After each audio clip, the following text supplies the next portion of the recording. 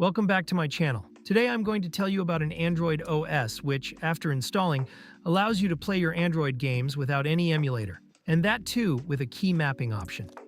So without wasting any time, let's move towards the video. Welcome to my channel.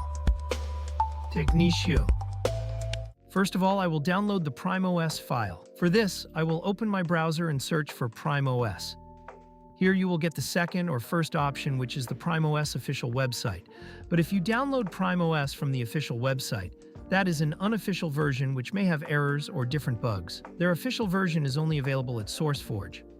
So I will open the SourceForge website, and from here I will download the PrimeOS ISO image. I've already downloaded this image, so I will cancel this download and open the Downloads folder. You can see my PrimeOS ISO image is already downloaded here. Along with that, I have also downloaded Rufus to make the USB bootable. If you need a full tutorial on Rufus, how to use it, and how to download it, you will find the video link in the description. After opening Rufus, I will plug in my USB drive. It will automatically detect and select it. In the boot selection option, I will press the Select button and choose my PrimeOS ISO file. I will leave all the other settings the same and start the process. As soon as I start, I will get a warning that all data on the USB will be formatted, so I will click OK.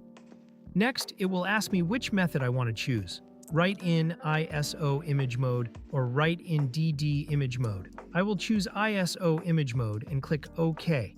After clicking OK, it will give me an option saying that we need some files to make this ISO file bootable because it is Linux-based. It asks whether to download these files or not. If I click yes, it will automatically download those files and use them, creating the image file with a grub boot menu. This process will take a little time. After the process is complete, I will close Rufus. Before booting the system, I will open Computer Management because I need to configure the hard drive partition where I want to install PrimeOS. After opening Computer Management, I will go to Disk Management. Here you can see that I only have one drive installed, so I will shrink a partition from the same drive and separate 30 gigabytes from it. After shrinking the D partition, I will leave the unallocated space as it is because I will do the partitioning and configuration during the installation process. Then I will restart my system. During the pre-boot process, I will press the boot key, meaning F12 for my system, to go to the boot menu. From here, I will select my USB drive.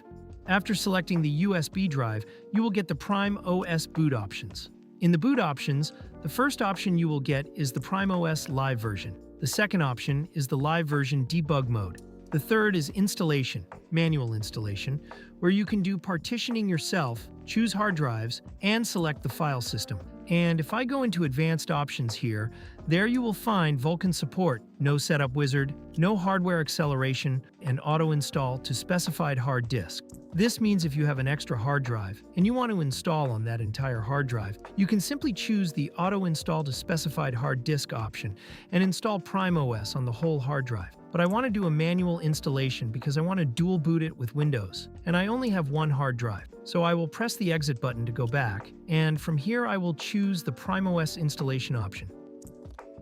First we need to choose a partition for installation, but you can see that the 30 gigabyte unallocated space is not showing up here. So I will go to Create/Modify Partitions, select my hard drive, and here at the end, you will find the 30 gigabytes of free space that was unallocated. I will select it, choose the new option, and create a new partition. We will leave the first sector as it is.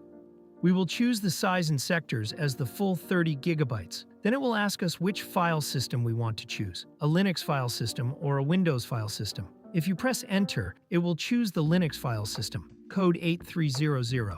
But if you want a different file system, you can type L and press Enter to get all the codes for different file systems. And you can see here the code for Microsoft Basic Data is 0700. So I will press the code 0700 because I want to make this a Windows partition. After creating it, I will type the partition name as PrimeOS, and then I will write all these changes. It will ask me, do you really want to write? Because after this, any changes we made cannot be reverted. That means if you deleted a partition, it is deleted and all its data is gone. So I will type yes and press Enter. My 30 gigabyte Microsoft Basic Data partition will be created. Now you can see it is showing here as a partition. I will select it, Then it will ask me what type of format I want to do, ext3, ext4, or NTFS. If you are using an MBR system, you will have to choose ext3. If you are using a GPT system, you can choose ext4. But if you choose either of these options, it will install PrimeOS on the entire partition, but you might get a storage error later. Therefore, the method I will choose is to format it through NTFS. When the partition is NTFS based, you get an option later to create a data image, and you can make that image as large as you want, like 20 gigabytes, 10 gigabytes, 30 gigabytes according to your storage. So I will choose NTFS here. Because all data on this partition will be lost, I will click Yes. Then it will ask me if I want to install the UEFI Grub Boot menu. I will click Yes. The PrimeOS installation on my partition will start. After the installation is complete, it will ask me about creating a disk image to store data. It recommends a minimum of 2 gigabytes, but I will click Yes and make it 29 gigabytes. Since my partition is 30 gigabytes, I will make a 29 gigabyte data image so that it can be used for storage within PrimeOS. After clicking Yes, I will write 29 gigabytes in megabytes format, which is 29,696, and click Yes. As soon as I press Enter, the PrimeOS installation will be complete. I will get an option asking if I want to run PrimeOS or reboot the system. I will choose the Run PrimeOS option. The system will restart, and during this time, I will unplug my USB drive. On the next boot, you will get the Prime Boot option, which means our PrimeOS has been successfully installed with the UEFI Grub Boot menu. So from here, I will choose the PrimeOS option. And if you look, you will also get the Windows option here, meaning you can dual boot it with Windows. In advanced options, you will mostly find the same options like Vulkan support, no setup wizard, and no hardware acceleration. I will choose the simple PrimeOS option. My PrimeOS will boot up. As you know, this is the first boot, so PrimeOS will configure itself. The first boot will bring me to the welcome page. Here I will type a system name. I will type lab here because this is for experimental purposes.